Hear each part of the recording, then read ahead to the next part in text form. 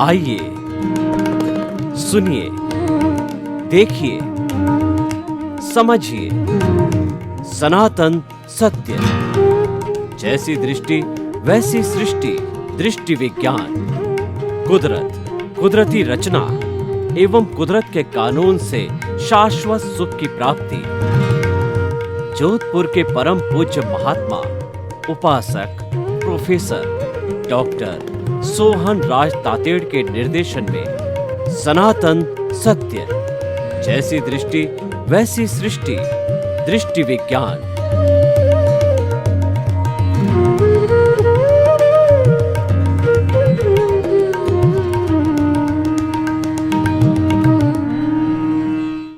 भाई और बहनों, मातृशक्ति को नमन।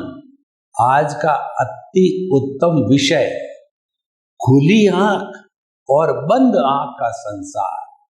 देखिए, जब हम हमारी दोनों आंखें खोलते हैं तो हमारे सामने ये सारा संसार नजर आता है, दृश्य नजर आता है। जितनी दूरी तक हमारी दृष्टि जाती है उतनी दूरी तक हमें पूरा दृश्य दिखाई देता है। ये 5 इंद्रियों का संसार है, ये खुली आंख का संसार है, ये भौतिक संसार है, ये वर्ल्डली अफेयर्स है, जिसमें सभी तरह के जीवित प्राणी अपने कर्मों का भुगतान करते हैं। और ब्रॉड सेंस में इसको ब्रह्मांड, जगत, संसार, विश्व, पर्यावरण और दुनिया कई नामों से कहा जाता है। जहाँ पर जीवित प्राणी रह सकते हैं, जहाँ जीवन होता है, उसको खुली आंख का संसार कहते हैं। अब देखिए, जब हमने आंख बंद कर दी तो हमारे भीतर भी संसार प्रारंभ हो जाता है। वह है हमारे प्रभु का संसार। अनंत ज्ञान, अनंत दर्शन, अनंत शक्ति और अनंत सुख का धाम, अजर अमर अविनाशी टंकोतकीर्ण अजन्मा। और उसके साथ साथ के अंदर वह जो है कोई तरह की उसमें रुकावट नहीं, अबाधा काल, उस जैसा जो हमारा ये प्रभु है, जो कि कभी मरती नहीं, जलती नहीं, कटती नहीं, किसी को रोकती नहीं, किससे रुकती नहीं, उसका संसार है। वह चेतना का संसार है। और आंख बंद करते हैं और जो लोग अभ्यस्त होते हैं वो ध्यान में चले जाते हैं। ध्यान में जाने पर उसको भीतरी जगत के अंदर truth is God, God is truth, यानी कि सत्य का संसार नजर आता है। खुली आंखों के अंदर तो जो हम संसार देखते हैं वह तो नाशवान संसार है, वह बदलता रहता है और वो नए नए रूप लेता है। हर क्षण हर वस्तु संसार की बदलती है और वो अवस्था मात्र, अवस्था का अर्थ है कि वह जाने वाली है। जो खुली आंखों का संसार है वो समाप्त होने वाला है, लेकिन बंद आंखों का संसार अजर अमर अविनाशी, कभी भी समाप्त नहीं होने वाला, भूत भविष्य और वर्तमान में सदा एक सा रहने वाला हमारा बंद आंख का संसार है। बंद आंख के संसार में प्रभु के दर्शन होते हैं, ईश्वर के दर्शन होते हैं और अपने स्वयं का अस्तित्व हमें मालूम होता है। अस्तित्व वह होता है जो भूत भविष्य वर्तमान में बदलता नहीं। जो बदलता है वह अवस्था है, वह खुली आंख का संसार है। लेकिन दोनों संसार साथ साथ चलते हैं। एक संसार जो खुली आंख का है वह भुगतान का संसार है, वह लेन देन का संसार है, वो परिणाम है और वह कर्मों का भुगतान है, वह उदय और प्रारब्ध है और वह किसी नियम और कानून से चलता है। उसका नाम है इसका संचालन करने वाली कुदरत। कुदरत की जो अवस्थाएं बदलती है, कुदरती रचना, और कुदरत जिस कानून पे काम करती है वह कुदरती कानून कहलाता है।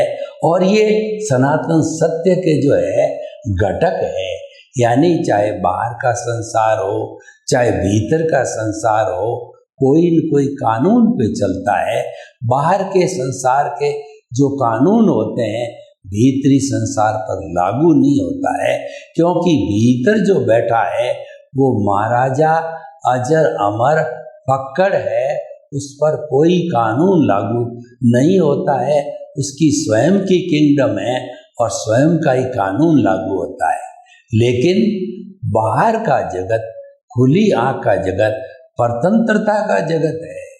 इसके अंदर हम बंधे हुए हैं, हम कठपुतली की तरह काम करते हैं, हम कर्माधीन हो जाते हैं, और कर्मों के साथ साथ में बुद्धि कर्मानुसारिणी, बुद्धि भी जो है कर्मों के अनुसार बदल जाती है। बुद्धि के लिए कहा गया है को सुख को दुख देत है और कर्म देत झकझोर, उर्जत सुरजत आप ही और ध्वजा पवन के फेर।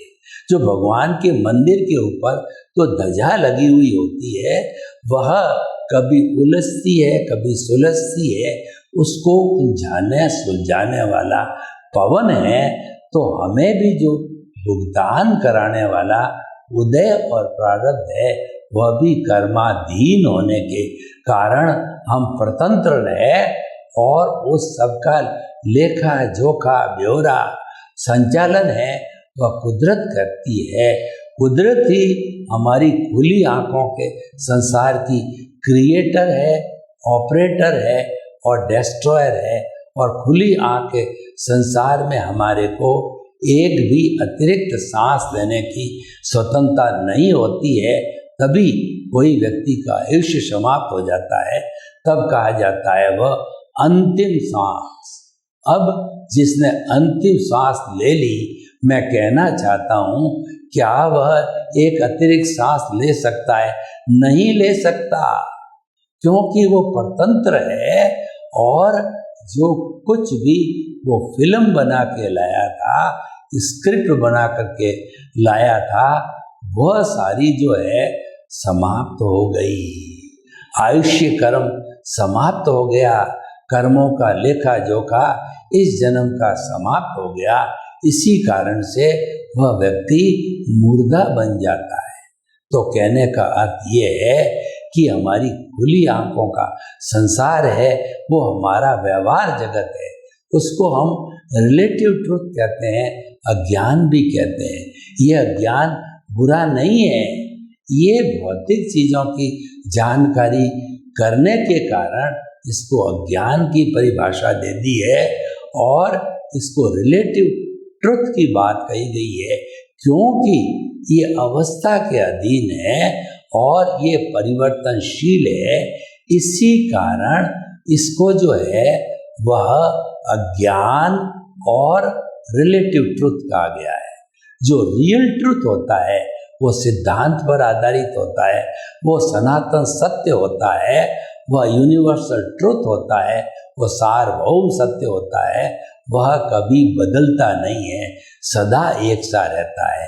तो कहने का अर्थ ये हुआ कि खुली आंख और बंद आंख के जगत को जो है हम अगर व्याख्या करें तो खुली आंख का जगत विनाशी है, बंद आंख का जगत अविनाशी है।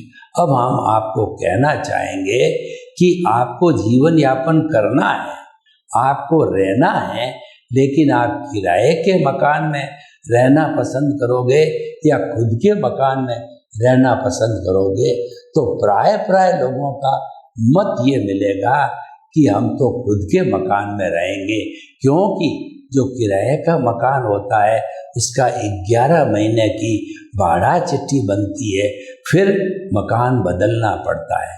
कितनी बार बदलते हैं, फर्नीचर टूटता है, सामान टूटता है और वातावरण भी बदल जाता है, हम जल्दी से एडजस्ट नहीं हो पाते हैं। तो इस कारण से बाह्य जगत में ये होगा, आप परमानेंसी चाहते हो, आप चाहते हो कि मुझे शाश्वत सुख मिले। परमानेंसी का अर्थ होता है शाश्वत सुख, यानी ऐसा सुख कि उसके बाद दुख आए ही नहीं है। तो आप भीतरी जगत में जाओ और बाहरी जगत में हमको जो कुछ भी ये सुख मिलता है ये वास्तविक सुख नहीं है, ये सुखाभास है। सुख और दुख पूरी कल्पना है, इसका कोई अस्तित्व नहीं है, क्योंकि ये हमारे नजरिए पर डिपेंड करता है। कैसे डिपेंड करता है? अगर हम मंदिर के बाहर आते हैं तो हमको बहुत से भिखारी मिलते हैं, वो भिखारी है, भीख मांगते हैं। अगर उनको हमने 10 रुपए का नोट दे दिया तो वो बहुत प्रसन्न होगा, वो बहुत सुखी होगा कि अच्छा व्यक्ति मिला है, मुझे तो कोई 10 रुपए का नोट देता ही नहीं है, मुझे तो 1 रुपए से ज़्यादा कोई नहीं देता।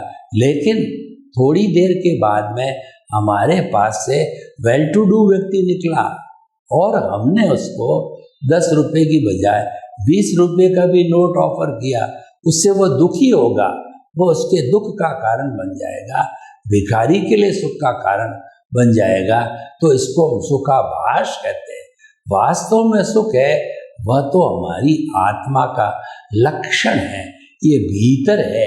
बाहर जो खुली आंखों के संसार में हमको सुख नजर आता है, रोटी का सुख, पत्नी का सुख, बेटे का सुख, पोते का सुख, खाने का सुख, सोने का सुख, पीने का सुख, ये सब सुखाभास है और ये मृग तृष्णा है। यानी कि जो मृग होता है उसकी नाभि में कस्तूरी होती है, कस्तूरी की सुगंध इतनी प्यारी होती है, उसकी महक फैलती है, तो वह हिरण है, वह इधर उधर भागता है कि ये सुगंध कहाँ से आ रही है, उसको पता नहीं।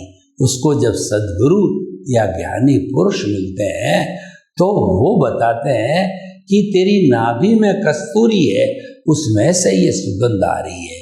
यानी कि पहले वह अज्ञान के वशीभूत था, जब बताया गया तो वो ज्ञान के वशीभूत हुआ। बाहरी जगत खुली आंखों का जगत है, अज्ञान का जगत है, और भीतर का जगत है वह ज्ञान का जगत है, वह हमारी मुक्ति का जगत है, वह हमारे लक्ष्य प्राप्ति का जगत है। देखिए, बाहरी जगत में हम कोई भी सफलता प्राप्त करते हैं वो कर्माधीन होती है, और हम ये सोचते हैं कि हमको दुनिया का नंबर 1 व्यक्ति बनना है, तो हम भागते हैं, दौड़ते हैं, इधर करते हैं, उधर करते हैं। हम कहते हैं कि हम पुरुषार्थ करते हैं। आज दुनिया में पुरुषार्थ का डंका बज रहा है, पुरुषार्थ पर बड़ी बड़ी सेमिनार कॉन्फ्रेंस होती, लोग कहते हैं कि तूने तो पुरुषार्थ किया ही नहीं, तुझे सफलता कहाँ से मिलेगी। और एक व्यक्ति ऐसा होता है, सैकड़ों बार वह पुरुषार्थ करता रहता है, फिर भी उसको सफलता नहीं मिलती, वो मायूस हो जाता है। ये दोनों पक्ष क्या है?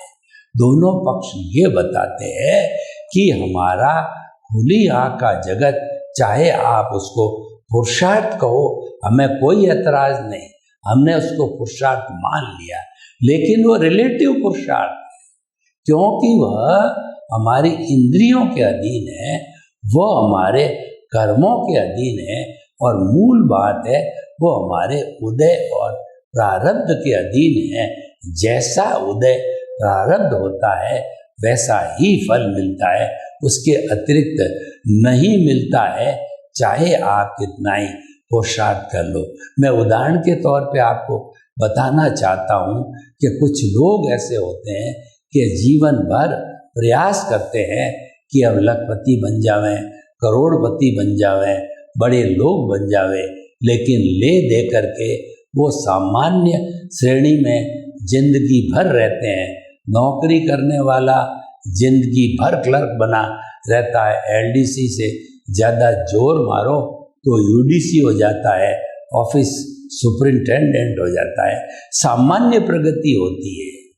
तो और दूसरी बात हम ये भी कहना चाहेंगे कि कोई व्यक्ति का उदय प्रारब्ध पुण्योदय का है तो वह कहाँ से कहाँ चला जाता है।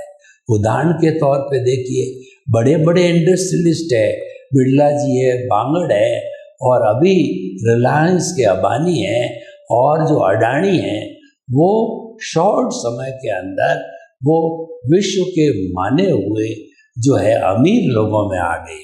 क्यों आ गए? क्योंकि उनका ये पुण्योदय है। हर आदमी क्यों नहीं आ पाया? क्योंकि उसको पुण्योदय नहीं है। तो बाहर का जगत है हमारे पुण्य और पाप के अधीन है, जो कि उदय भाव होते हैं, और वो जब उदय में आते हैं तो वह वैसा ही फल देते हैं। तो भाइयों बहनों, हम आपको बताना चाहते हैं कि खुली आंख का जगत है, उदय प्रारब्ध के अधीन है, और बंद आंख का जगत है हमारे भावों से जुड़ा हुआ आता है। अधीन तो वो परमात्मा के अधीन है और वह अजर अमर परमात्मा है, लेकिन उसमें मुख्य काम करने वाले भाव है।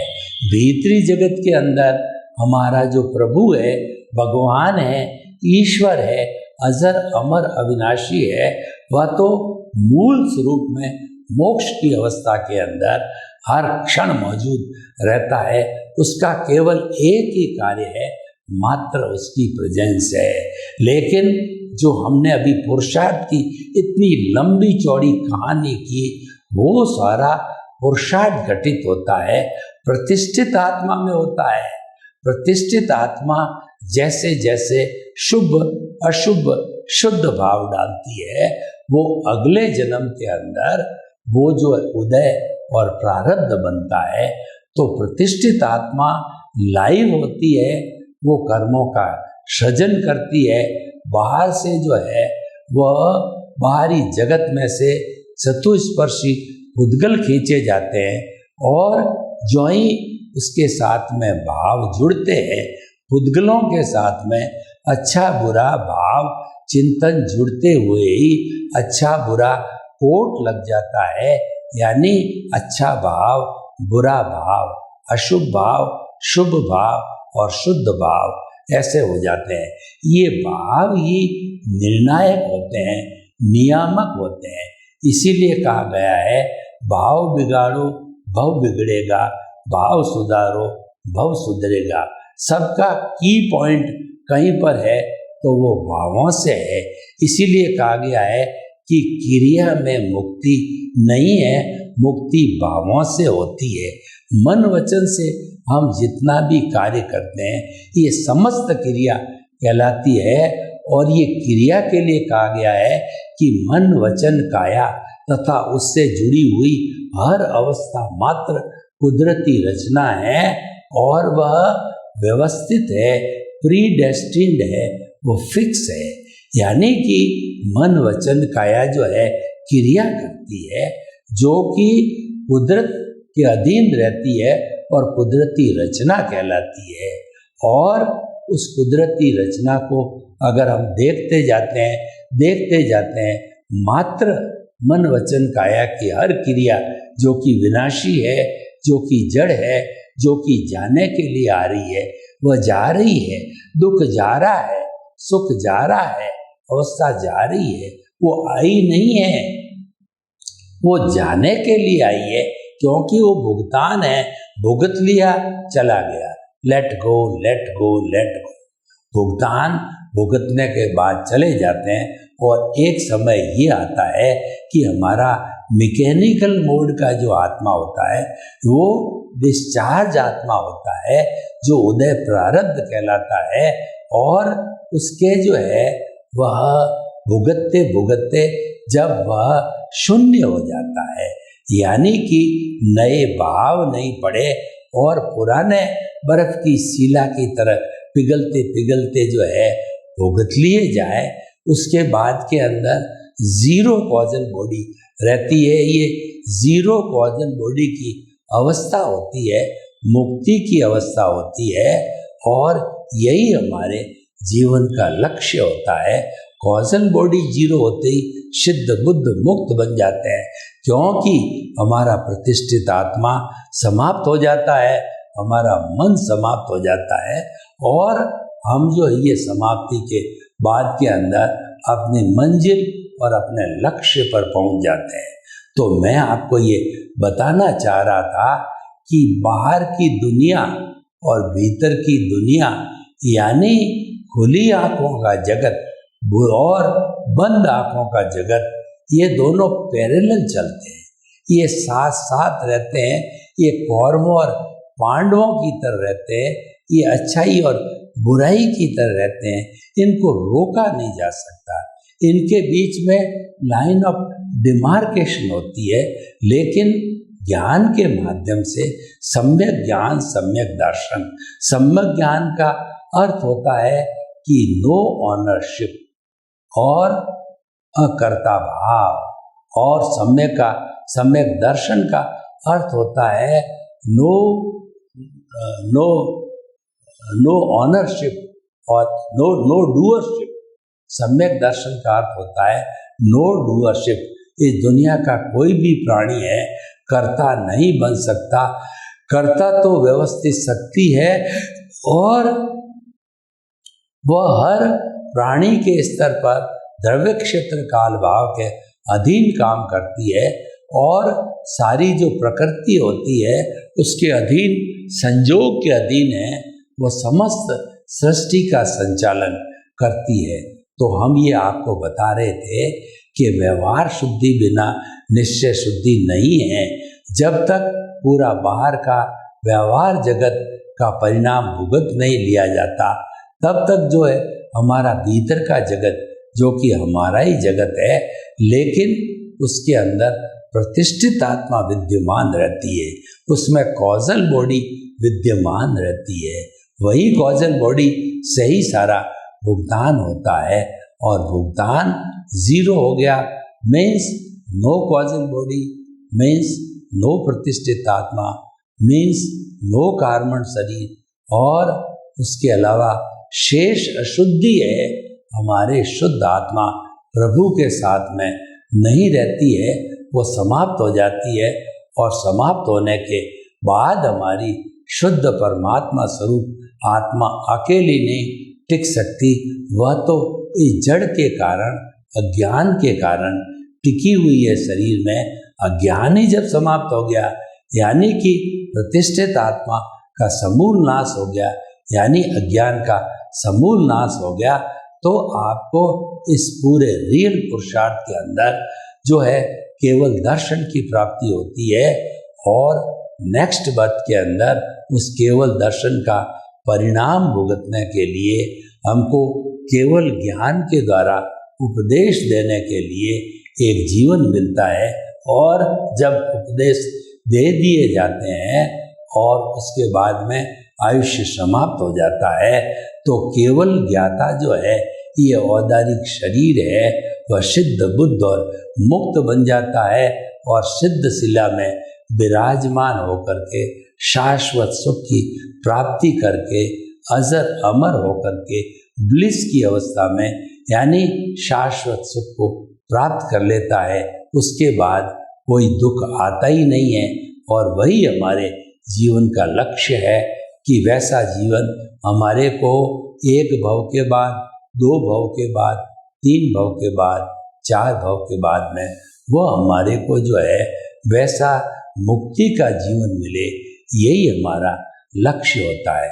तो भाई और बहनों, हमने दोनों तरह के जगत की व्याख्या की, खुली आँख का जगत और बंद आँख का जगत, और दोनों के जगत का आपस में अंतर संबंध भी बताया कि जो खुली आँख का जगत है वह हमने पैदा किया है भाव डाल करके।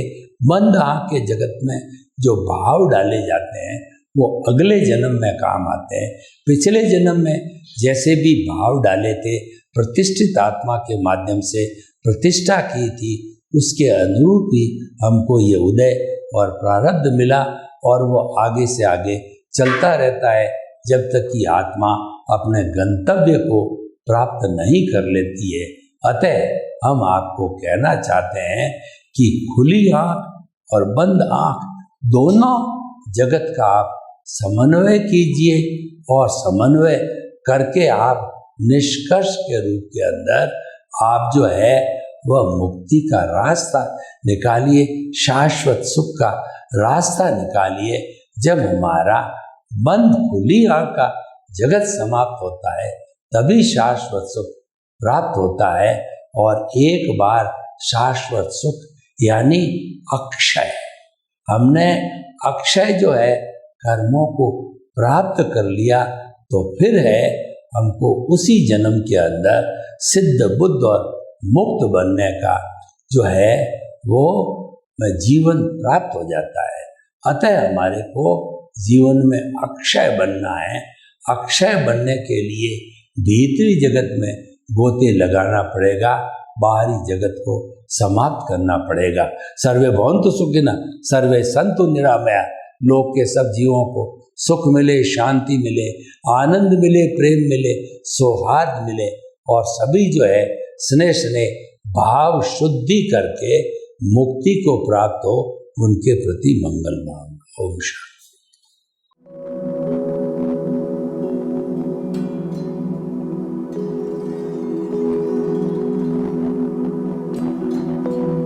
एक ऐसा अंतर्राष्ट्रीय ख्याति प्राप्त मानव जो गुरु प्रेरणा से पिछले 20 वर्षों से वानप्रस्थ जीवन जीते हुए 24 घंटे मानवता की सेवा में संलग्न है। एक ऐसा मानव जो अभी राष्ट्रीय, अंतर्राष्ट्रीय टीवी चैनलों पर 7,500 एपिसोड के माध्यम से सनातन सत्य, आत्मविज्ञान एवं पुनरुत्थान, व्यवहार एवं निश्चय जगत के जीवनोपयोगी विषयों पर हृदय स्पर्शी प्रवचन कर चुका है। उस मानव का नाम है महात्मा उपासक प्रोफेसर डॉक्टर सोहन राज तातेड़।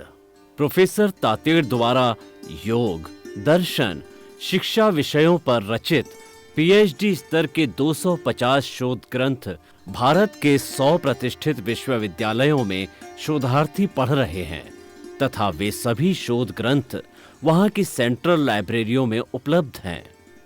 महात्मा सोहन राज ने अभी तक हजारों स्कूलों, कॉलेजों, विश्वविद्यालयों एवं संस्थाओं में सेमिनार, वर्कशॉप, कैंप लगाकर लाखों विद्यार्थियों को योग, दर्शन, शिक्षा का प्रशिक्षण देकर उन्हें सुसंस्कारित किया। डॉक्टर तातेड़ ने भारतीय संस्कृति उत्थान के 4000 से अधिक समसामयिक विषयों पर आर्टिकल लिखकर ऑनलाइन जर्नल, पत्रिकाओं, वेबसाइट्स पर प्रकाशित किया, जिसका उपयोग लाखों पाठक कर रहे हैं। उपासक तातेड़ के 5000 से अधिक आज का सुविचार, आज का शुभ संदेश, आज का मंगल भावना योग आदि चिंतन websites, Twitter, blogger, Facebook, YouTube माध्यमों से लाखों लोग अपना जीवन निर्माण कर रहे हैं।